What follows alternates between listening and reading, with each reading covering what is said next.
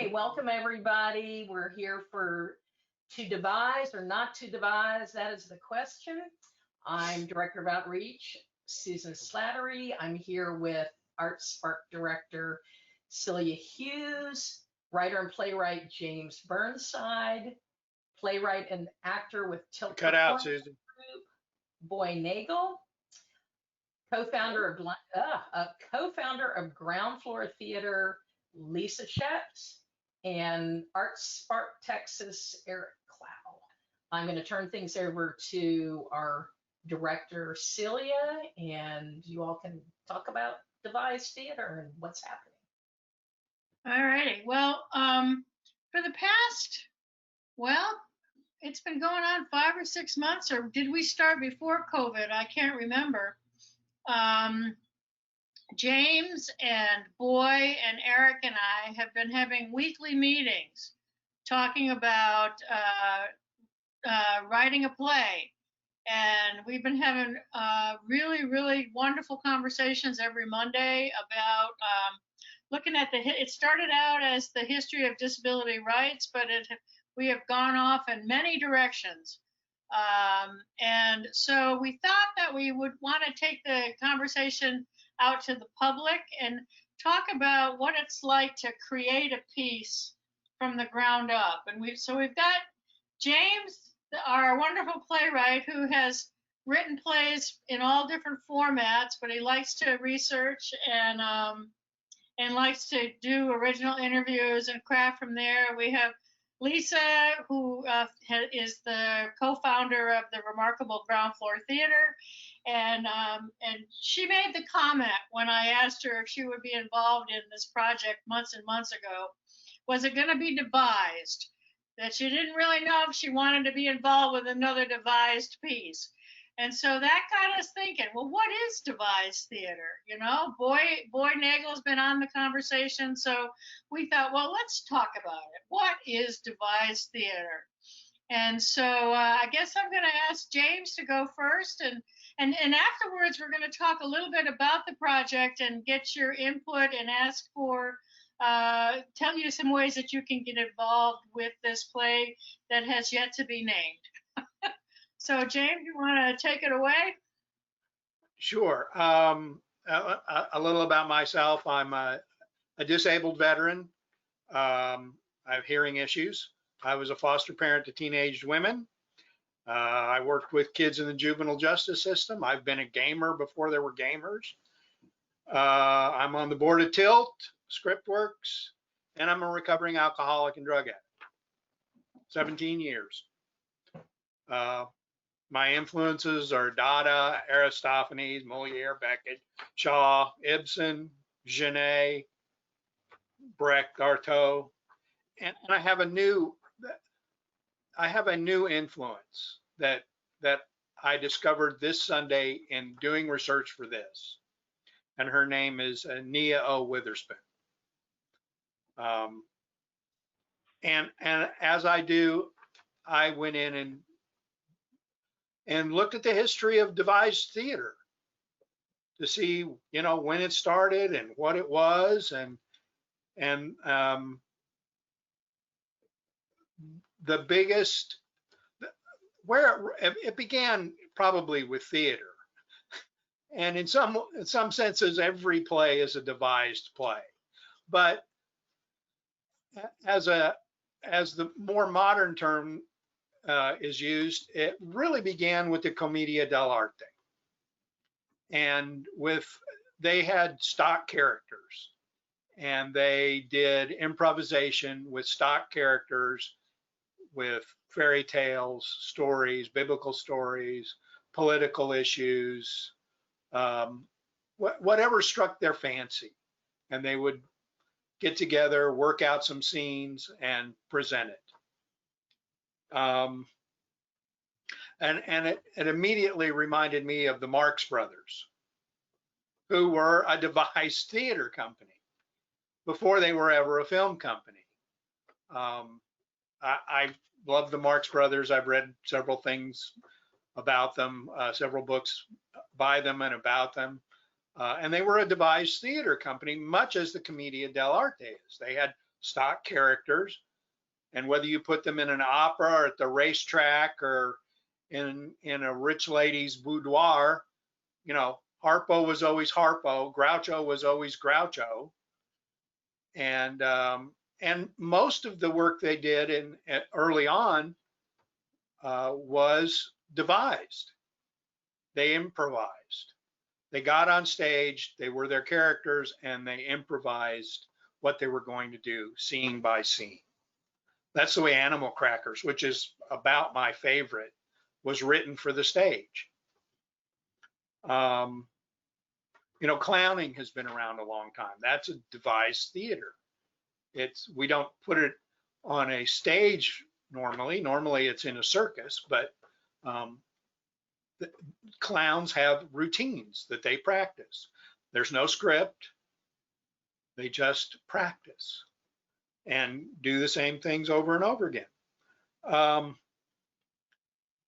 But I was reading on Sunday, and I had a prejudice against devised theater.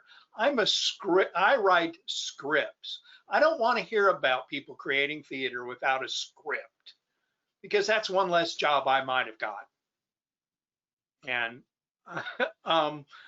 you know, I want every opportunity to be an opportunity for me to have written a script for them. But as I was reading about the history, I ran across an author, an actor who devises work, and she's a scholar. Her name is Nia O. Witherspoon. And first of all, she pointed out to me how Eurocentric everything I was thinking about was. That, you know, devised theater is, the way I see it, is very Eurocentric, and that, you know, African ritual in theater has almost always been devised. It's only in modern times that they've started to have scripts. And she talked about, and she presented me with a term that changed my mind about this. And that term was jazz, theatrical jazz.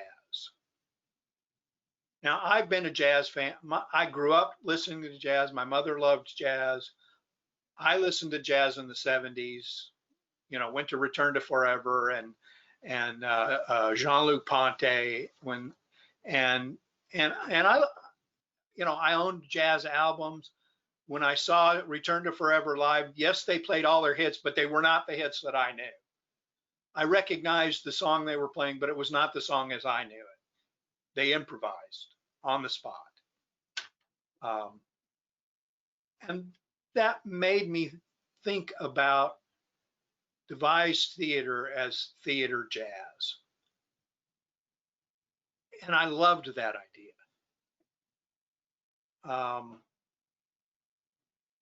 And having participated in a couple of Devise, you know, I participated in a lot of collaborations with a lot of other authors and produced a lot of work with other people.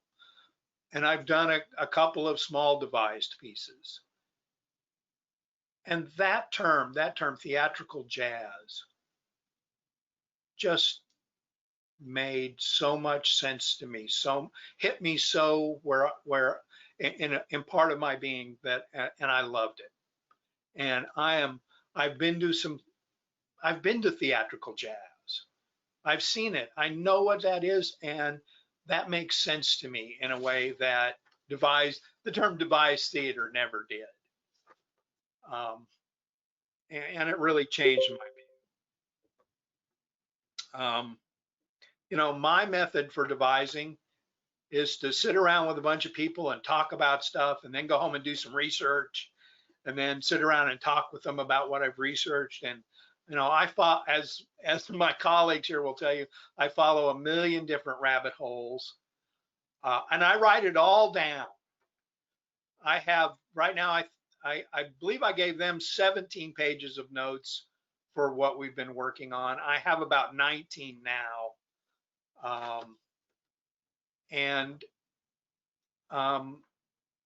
you know, I asked them this week what they thought was important, because this is a devised work. It's not just what I think is important. It's what we think is important. And so it's talking and reading and sharing. And one of the reasons we wanted to do this is that I need to hear the voices of people who are in the sorts of situations we've been talking about. We've been talking about persons with disabilities, persons with mental health issues, and institutions. And we don't know anybody. I don't know anybody who's been in an institution really, who's disabled. And I need to hear, for me as a writer, it's important to hear their voices, to hear the voices of people. And, you know, I have these wonderful actors with Tilt that I'm a part of, and I love writing for actors I know, because their voices, I can get some of their voices on stage, and their voices are in my head. I think I'm going to stop you there, James. That's where I'm coming to an end anyway. Okay. Did you have a last thought? No. Okay. That's good. Just end it there. So, and it's true. I mean, we have gone down, we have researched books, we have read books together, we have looked at movies, we have interviewed people, we have had one heck of a good time over the last 6 months, and I don't think a word has been written yet, other than 19 pages of notes. But let's hear from Boye. Boye's been on the process a little bit, and talk to us a little bit about your thoughts about devised theater or theatrical jazz, whatever you call it. Welcome to our new people that joined us. We're delighted you're here. Yeah, thanks, James. I learned some stuff there, and because I always experienced myself as pretty uneducated when it comes to theater. I didn't study theater growing up, although somebody asked me about my theatrical background the other day, and I was like, well, I did my first play when I was 11, and I found myself having what Lisa had, which is what I call an aversion response to the idea of doing a devised piece. And part of that for me is not this process of research. Like, I love the process of research. I get, as a writer, like having to pull all this stuff together, and it's being written at the back of my head, but I'm getting all these pieces in, and I go down these rabbit holes, and you are a far better researcher than me. I mean, you go deep, James. I'm more of a USA Today kind of researcher myself, but I at Tilt, we frequently say that we do devised theater, and I'm not sure that we do, because I think that there's I get confused about what's devised, what's improvised, what's, you know, are we developing a play, or are we devising a play? And my understanding of devising a play is, as an actor and as a writer, is like this, is that everybody has, it's more collective, and everybody has a point of view, and everybody creates each scene. And unlike improvising, it's predictable in its format, and even like every line is the same. You know, every night every line is the same, and unless it's like an interactive piece. We were learning about modernism and postmodernism in theater today in Tilt U class, and I'm like, okay, I don't. Somebody was describing a couple of plays that they'd been to, and I'm like, oh my God, that sounds like torture to me. That sounds like hell. You know, like the Englishness of me and the spectruminess of me, like to go in and not be allowed to pick where I'm going to sit, and then I'll be asked to be told to participate, and to have to do. Oh God, that's just like hell. And I know that some people really like that. And we just did a piece, Tilt, called All Access, that was documentary and devised, so that the work we based it on were interviews with real people living in Austin, and they talked about their experience. And then the actors themselves developed the play, devised the play, working on all the lines together, creating the arc of the story, developing their characters together. And honestly, for me, it was like torturous. The writer in me really wanted to like go, yeah, but there has to be a story arc. And why is that person doing that? And like, to have to practice tolerance with everybody's different styles. The writer in me wanted to go, I've got all your good lines, I'm going to go make something with it, you know. And that wasn't the process, and which is both humbling and interesting, and interesting about myself. Because one of the things I actually really like about theater is the hierarchy. Like, I like to know that one person has a vision, and one person is ultimately going to say, we're going to stick true to this vision and follow this through. And then as an actor, I get to interpret my role and develop my character and create my backstory and all of that stuff. And yet there's a container for it. My experiences of devised theater also came out of like the feminism of the 70s and 80s, where it was kind of anybody can do anybody can be in a rock band, and anyone can be an actor, and we're going to do it, and we're going to challenge everything, and we're going to, you know, make art out of fluff from the dryer, you know, like, so which is a reference to a book. I really find myself, even though I haven't read a lot of plays and I haven't trained in a lot of theater, mostly because of my dyslexia, because it's so hard for me to read. So for me to read like stuff that is not intuitive to me just really becomes a stumbling block. So I just was always too afraid to do it. So I like the part of me who devised plays myself. I like that permission to do it myself, or to create my own work and then bring in who. I mean, I did a poetry play one time. I did what I called stand-up poetry in bars in London in the 1980s, where they didn't have spoken word back then. Apart from Linton Kwesi Johnson or something. You know, there's a few people, but that was pretty much it. And I figured I was doing what comics were doing, so it was stand-up poetry. And from that, I wrote a poetry play where it was a conversation between a young gay man and me, telling our stories in different poems, and then coming together at the places we developmental places we connected. And it was called Love's Just a Fantasy. I was a little cynical in my 20s. And then he left, and I called it Love's Just a Lesbian. You know, and I mean, it wasn't like I sat down and wrote the play. I mean, I devised it with the director and I pulled it all together, but I didn't have like this, I'm a playwright kind of thing. I'm a poet and I want to put them all together and let's make a play, you know? And I didn't know if anybody had done it before, apart from like the classics, you know, but like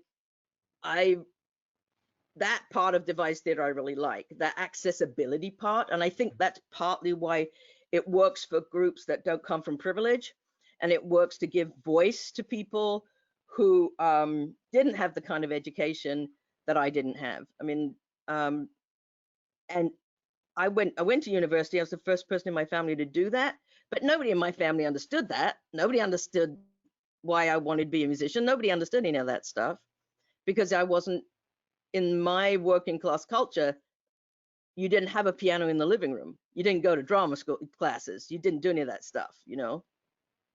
And that the theater in general in Europe has been so, you know, controlled by the dominant paradigm. And, you know, people who got to go to acting school on the whole were fairly middle class, if not rich. It was not cheap to get into the academies unless you were a savant or a genius, and you got a scholarship. And so I think one of the things that devising a play about this topic, where we're giving voice to people, particularly IDD people, people with the label of IDD who have lived in institutions and not been visible in the world. Their voices haven't been heard. They've not been treated as human. They've been dehumanized by both the system they live in and the way society sees them. I think that as outsiders, we can't write that story unless we're devising it with them, you know, and through their voices. And I think that devised theater has worked really well for people of color in America and Europe, and where they got to say, we're going to go back to our roots and create it this way. Or we don't have to be in these institutions of theater to create theater. We're going to create and tell our stories. And so that's my experience with devised, and I should shut up because I pretty much could waffle on. No, but you've done great. That's great. And it's a perfect segue for us to move into Lisa now. Lisa Scheps from Ground Floor Theater. So what's your take on all of this, Lisa? Well, thank you. And I'm really honored to be part of this. And James and Boye, y'all just brought a great perspective. I want to just sort of drill down a little bit. Like the initial question is, what is devising? And at its base, it is bringing people together in a room or however with nothing. And the final product is some kind of theater piece. And there are no rules. When I discovered when I started devising, as a matter of fact, back in my early days, we didn't call it devising, we called it workshopping. So the names have even changed. So I loved James's description of theater jazz, and I believe that that's part of the process. I do like to leave my devised pieces at the end with something that is set in stone. So I love what you said, Boye, which plays right into my feeling of the philosophy of theater. I believe that theater is a benign dictatorship with a director at the helm. But it doesn't mean that the process is not collaborative. And I think that's the beautiful thing about theater. It is collaborative. And when you talk about devising pieces, and when you talk about getting people in a room with, in theory, no preconceived notion about where you're headed, then it is completely collaborative.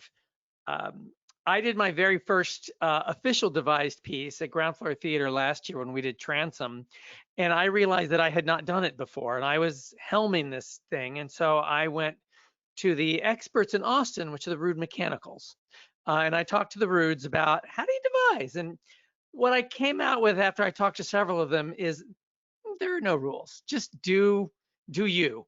So we did us. And that's what I love about the work that I see about people that start from nothing and end up with something. Tilt does it all the time. And I love it. I love seeing it. I love what it does. Boye, I love what you say about those voices. Because myself, if I'm going to sit down and write something, I come from the perspective of a privileged white person. I don't know the perspective of others. So if I don't have the ability to bring those voices into my circle to create something, then I can't create.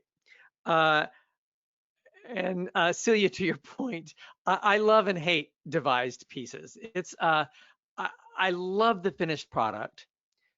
I love the process, but it takes a long time. So it is a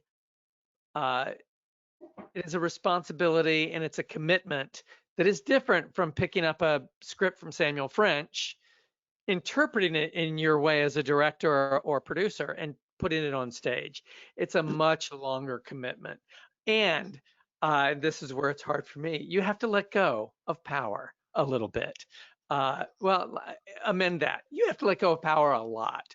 And you have to really open up to those people you're working with. So I love the idea of devising things. I love the idea of working with people to find new and different experiences, hearing different voices, bringing in to light. Ground Floor Theater's mission is to work with underrepresented voices, giving light to those voices that don't bask in that light very often.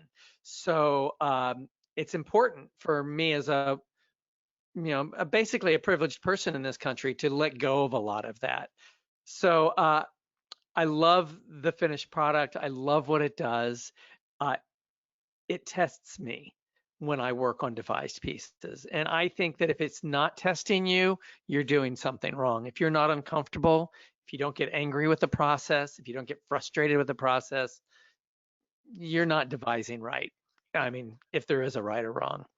But that's basically all I want to say about devising. I think it is an art form in theater that really stretches what theater is. Oh, not really stretches what it is. It really pays homage to what it is to those Commedia dell'arte folks. And really, I will argue that it was with the invention of fire and people that theater and devising has its roots, and it carries on through this day. That's terrific. Thanks, Lisa. I'm thinking of it. One of the things that attracted me to theater, I didn't really know that but I realized it early on when I started working in the theater in high school, was this notion of beginning with nothing and ending with something. I loved that aspect of it, but the other part of it for me, which reveals a little bit of the dark side of my personality, is that I also love the fact that we started with nothing, we created something, and then it became nothing again. So, so that there was no tie, no commitment, no, that you would move on. And that's what I find with theater people is that they're some of the most responsible people in some ways, because you got the curtain opening on certain night, and and you got to get it done. So I appreciate that, like you said, the camaraderie and the work, the teamwork and the collaborative work that goes on. And of course, there's always, everybody has their own little ego that they bring into it that you have to learn how to navigate. And I think that that's one of the things with devising. But that's what I have found so delightful in this process, because I had no idea. I just throw things out there. I said, I'm going to write a grant, and we're going to write a play, and we're going to devise it. And James is like, well, Mom, I'm not quite sure about that. And you're like, no, we're not going to do that. And I'm like, well, why not? So it's been a really wonderful process, because we did actual lives for 10 years. And that was people writing their stories and us crafting them into a performance. But it really wasn't it. So it was different. I don't know what you would call that kind of theater. I don't know what you call that. But anyways, that was a great process, and I'm really glad we did it. But let's open it up to some questions. I think Eric has a question. Well, so I really loved hearing everyone's perspectives, and I feel like it kind of has it's almost like their whole life story kind of fits into how they slowly understand devising and theater over time. So that's really interesting. But one thing I guess that we haven't really touched on yet is what is this play project exactly about that we're doing? I don't know if somebody wants to chime in and talk about a little bit about what's the subject matter that we're exploring or trying to portray on stage.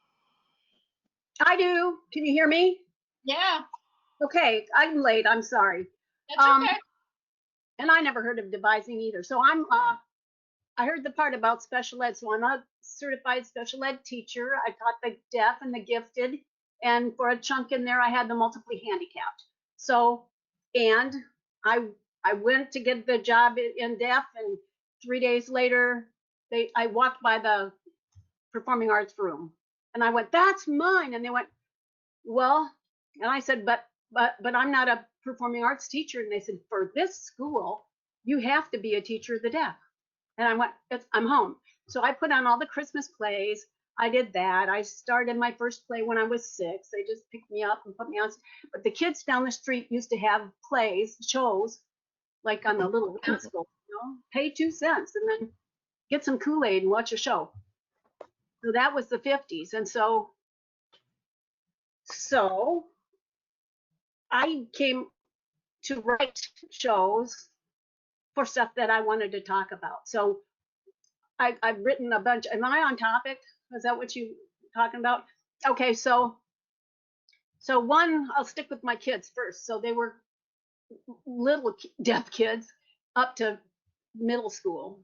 And so here's what I taught the kids, but I don't want to talk too long about this because I got a lot to say. But so we'd come in the room and I'd say, okay, so what do you want to do? There's nothing here but you and me. So what do you want to do? What do you want to create? And they went, I don't know what you're talking about. And I said, well, think. And so we said, we've got a big space and we've got this much time to perform something. And this wasn't the Christmas stuff. This was just the other cool stuff. And so we said, somebody finally said, I like Robin Hood.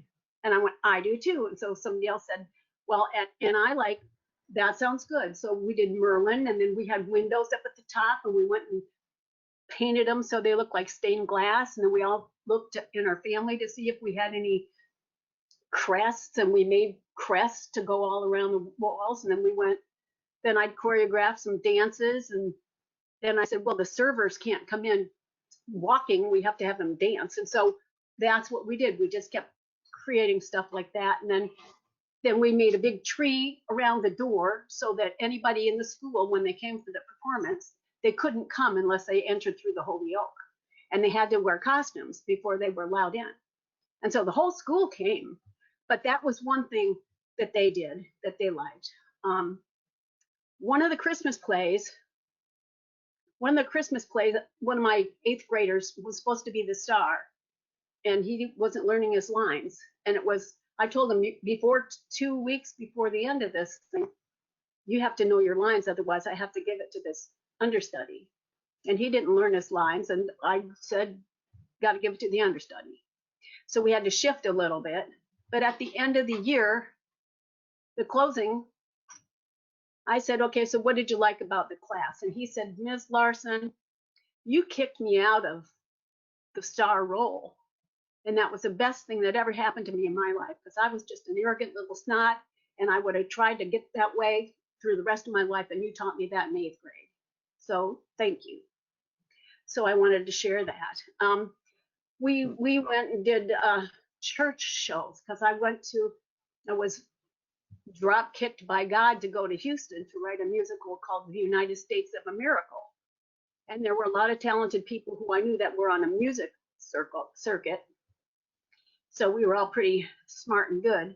And so I ended up living with the director somehow. And so I would write they said, well, who can dance? And I went, well, I can choreograph a dance. And we had a cooperative reel to show in America how there was a barn that needed raising and people had to come together. And, so we had these little stories going on. Then I helped start children's theater here in Austin. We went in children's theater. I used to be part of ACOT, Austin Circle of Theaters. And so they had a meeting and said, we don't have any children's theater. I went, finally, somebody's going to talk about it. So I named it Playfest, and we started it. But I actually think that's kind of interesting, Elena, because I ran Playfest for 3 or 4 years. So I never knew that. I didn't know that you started it. That's really interesting. Yeah, in the 90s. Yeah, I didn't start it by myself. I don't even know when I did it anymore. But that's great. That's great. That was a great festival, and it was a great idea. And I'm really sorry that we still don't have something like that in Austin. I thought it was a really wonderful, wonderful concept. I went to Jack and the Beanstalk when I was little in Detroit, and I said, "This is really, really well done. Why aren't we doing that?" Right. So I want to give some other people some opportunity here. So one more thing. Sure. Okay, so in Hyde Park Theater, they said, well, let's do something. And this, Ilana, will you do something? And I went, I don't know what to do, right? And they said, well, you teach sign language, do that. And I said, that sounds boring. And so I said, well, I got to write a play to go with it, right? So we did that for 10 days. And then we got picked up the next summer, right, at the Doherty. And then when I got hurt and I didn't have a job again, I thought, well, what am I going to do? And so I wrote a play called Bare Essentials, an introduction to sign language through story, dance, and music. Yep. Then That's terrific. so, well, the thing is that we went through the schools and we'd call the schools up and say, I got this show. I'll teach it to you for $300 for 100 kids. Right. And so that was supposed to be a 10-day gig at Hyde Park, and it ended up I worked with that show for 2 years. So I want to circle it back around to, to devising and back to Eric's question as to what's the project that ArtSpark is working on right now, and who wants to? James has said he doesn't know. I know. Well, I could offer, I think, a summary from my perspective at least, and of course all four of us would have a different one. Yeah. But my take on it is that we're crafting a play, devising a play that it tells the story of the disability rights movement. And in our conversations, we've been trying to look for a couple of things. One is we're trying to keep the story that people in the disability community are familiar with sort of in the background, but we want to amplify some stories and voices that we haven't really heard in, say, Crip Camp and some of the other sort of stories that a lot of us are familiar with, like the Americans with Disabilities Act, Capitol Crawl, the 504 sit-in, these sorts of things. And one of the groups of people that we feel like are not very well represented in disability history are individuals with developmental and intellectual disabilities, or as we call them in the community, self-advocates, and also communities of color are often not very well represented in the history of disability rights. It's a very whitewashed kind of history at this point. And so that's sort of the way that I see it. And James is doing incredible research, just diving into one rabbit hole after another to try to learn some new things. And I think there's stuff that's been really illuminating to all of us. So one thing I was kind of curious is sort of a question to James, Celia, and Boye. What is something that really surprised you that's come up in either in research or in our conversations? It could just be whatever comes to mind. I'll go first because it came back to me this week because of the news. The amount of forced sterilizations there were in the 40s, 50s, and 60s, 70s, up until the 80s, in institutions of women with disabilities. And it, with the modern news of what's gone on the border, that just jumped out at me once again as such a horror, such a nightmare that I find it that compelling. Mm-hmm. Yeah. One of the things that jumped out at me is it wasn't surprising, but it was, well, I guess it was surprising in the sense that good on him. There was a story about a guy who had been convicted of murder and put in the institution because it was a quote in one of the papers that said something like, he can't be of right sound mind because of whatever happened. And he was a young African American man, and he led like one of the first, the first in Texas, uprisings for civil rights of African American residents of institutions, and it was a fascinating story to me, with like comparing like parts of the story, like who he was and what he was. And I think, as Celia pointed out, like how when you read this one piece, then you read how it was reported at the time, you know, like using all of those terms that were used about young Black men and are used about young Black men. And also that, you know, I think his personality, it just says a lot about what was this young man's personality, that he wasn't just rioting for the sake of rioting. I mean, he had a vision about what he wanted to achieve, to get parity with the white residents in similar institutions. And I think, in answer to your question earlier about what characters jump out of you, I think that would be an awesome character to have be part of the storytelling or part of the storyline, because I did a lot of research. I went down my own rabbit hole looking for, like, okay, when did he die? Did he get out? Did he die in there? Like, and kind of tried to look at the police reports to see, okay, where did he end up living? Because if it was a crime, it wasn't like he went to a hospital and got institutionalized. He was arrested and he got institutionalized. So what was the deal with this murder? Who did he murder? You know, and what was the dynamic in that? You know, I think that's really a fascinating story. And you know, that story also, but what came to me was that just the whole history of how we started institutions. We were talking a little bit on Monday about how, you know, that we created this process where we wanted people to have fresh air and good food, and so we'd send them, you know, under the guise of, you know, taking care of them. We'd send them to these institutions where we would take care of them. And but when you know, just dig a little deeper, you find out that they were actually working gardens, and, you know, and behind the doors they weren't being taken care of at all. It was just a horrific situation. And yet here what we were saying when we started them in the 1800s. Oh, these poor people, but if we give them good food and fresh air, they're going to get better. And then how that's kind of circled around, and you know, but it's never gone away. And now we're back where we are today, where we have people that are saying, free our people, you know, our homes, not, you know, not group, you know, not institutions, not group homes, not nursing homes. So many of them end up in nursing homes.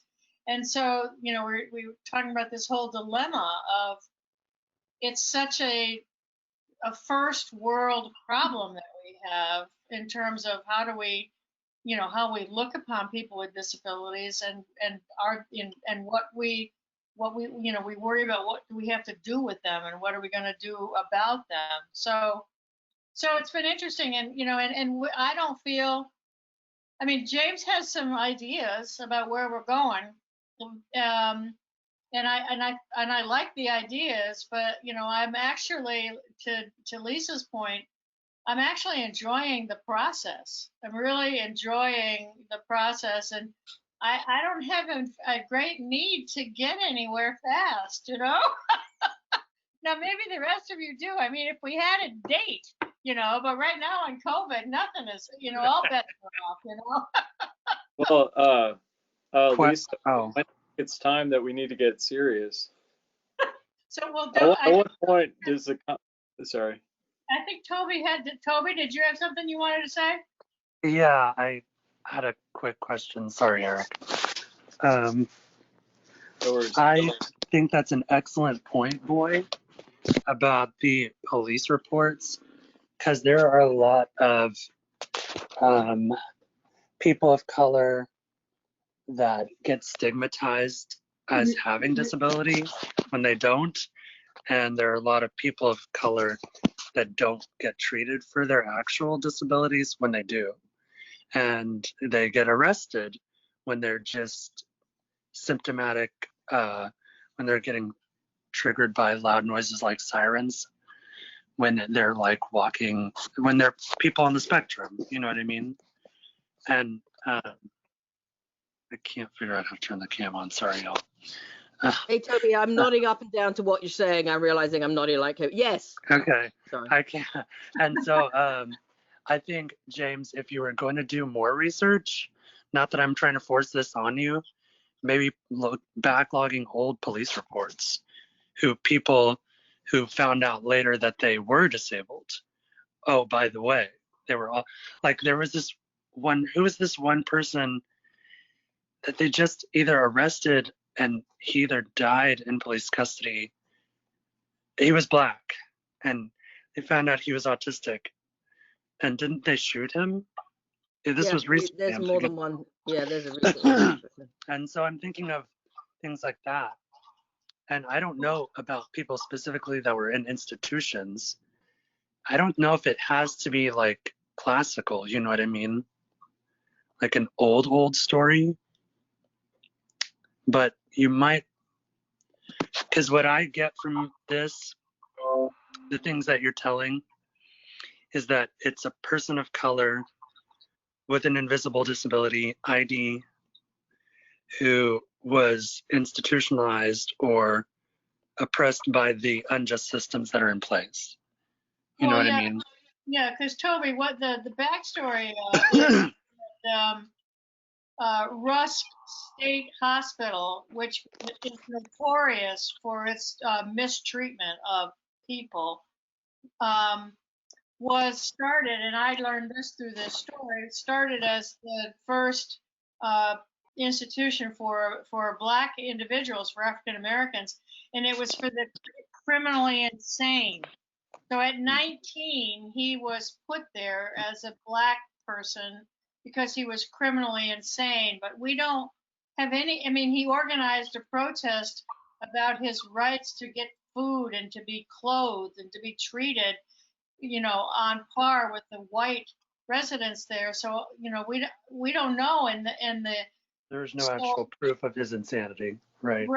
Right. And then we could go down that rabbit hole of what happened at Rusk, you know, but you know what, we're not doing that right now. But yeah, you know, so it's very true.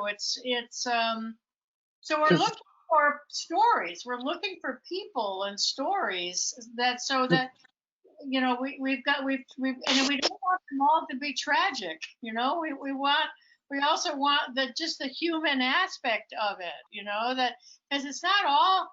Well, you know, it's mostly terrible, but you look at I know people now from the Austin State School or the State Supported Living Center, and you know, by and large, they don't want to leave. It's their home, you know, and it's their friends, and it's where they've been for 65 years of their life.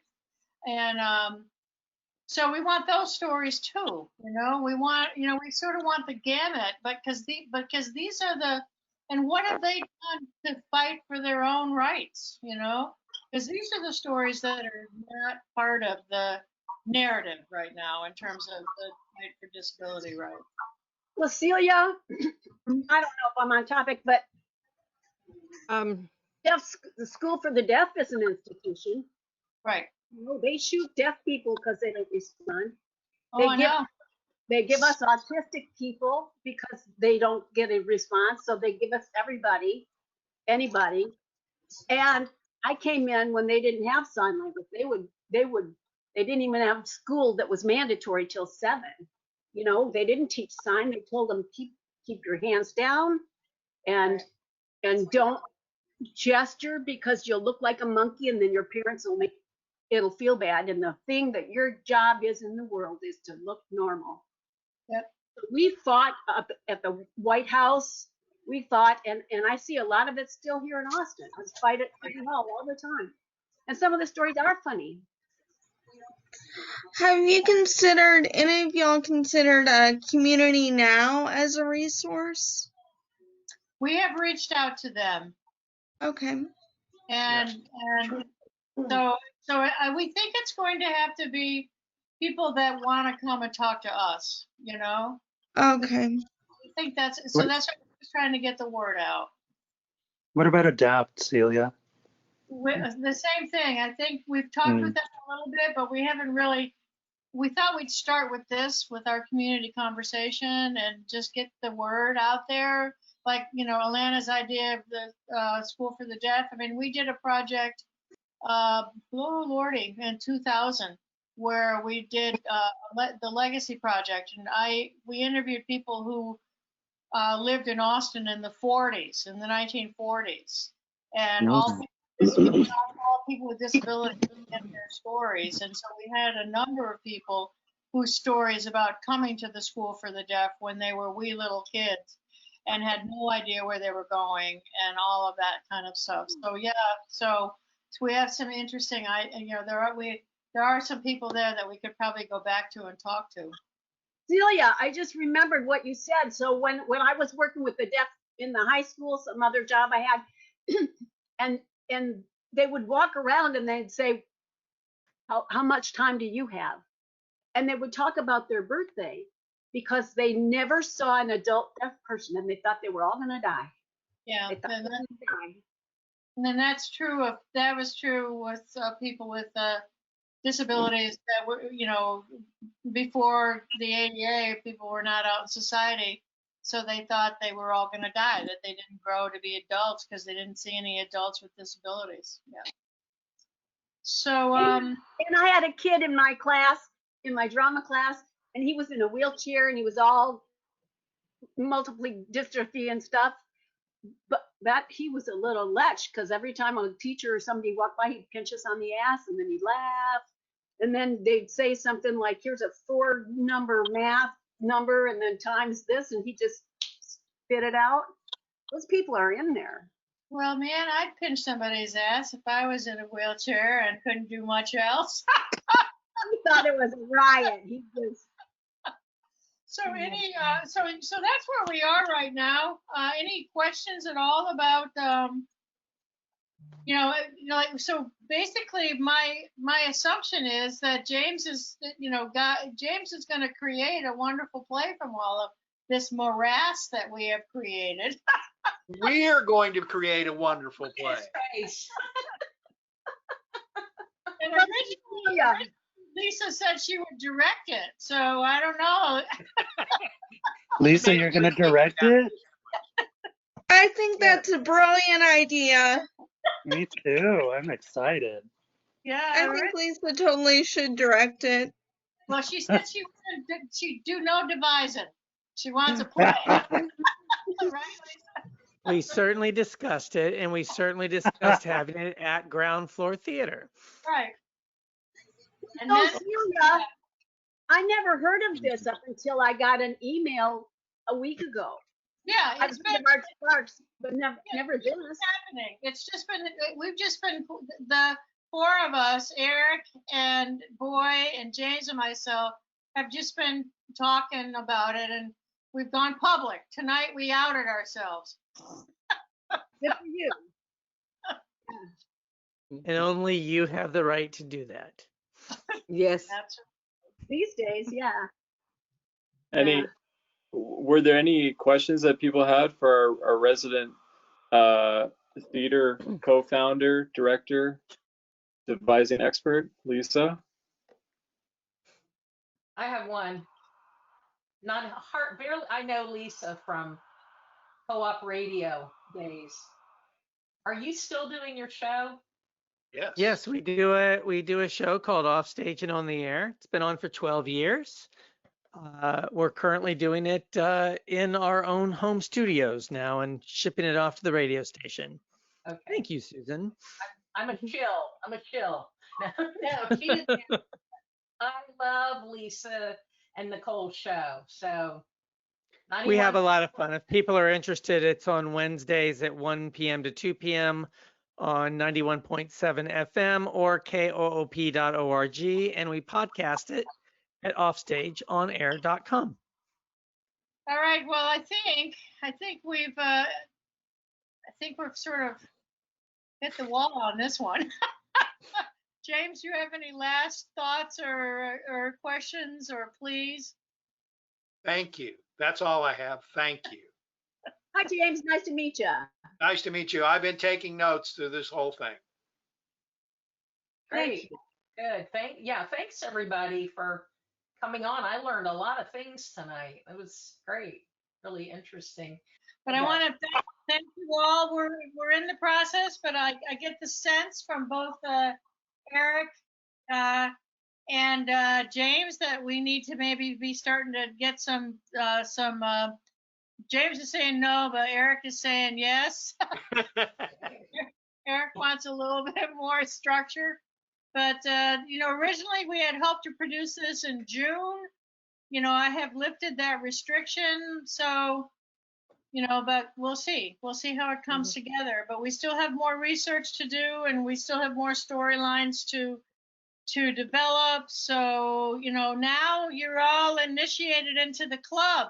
So if you read an article or if you see something that looks of interest, please shoot it our way so that we can, and we can invite you to that chat on that Monday if you'd like. But as you see things, because like the guy about the young African American man, I got that from a calendar from Sins Invalid, which is a group of people with disabilities, transgendered, queer, people of color, and so they did a whole timeline, and this appeared in the timeline. It was the only thing from Texas that appeared in the timeline, and I thought, if this appeared in a Sins Invalid timeline, there's something to be researched in this thing. It was just one line. So if you see things like that, please let us know. Because we really are trying to look at to get some characters, to flesh out some characters for this play. So thank you very much for coming, and Thanks, Lisa. Thanks, Lisa. Thanks, James. Thanks. And we'll see you. Everybody. We'll see you Thanks, soon. everybody. Bye. Thank Everyone. you. Bye-bye. Bye. Thank you to our ArtSpark Texas funders, Texas Commission on the Arts, National Endowment for the Arts Creative Forces, St. David's Foundation, Cultural Arts City of Austin Economic Development, and Reeve Foundation Quality of Life Program.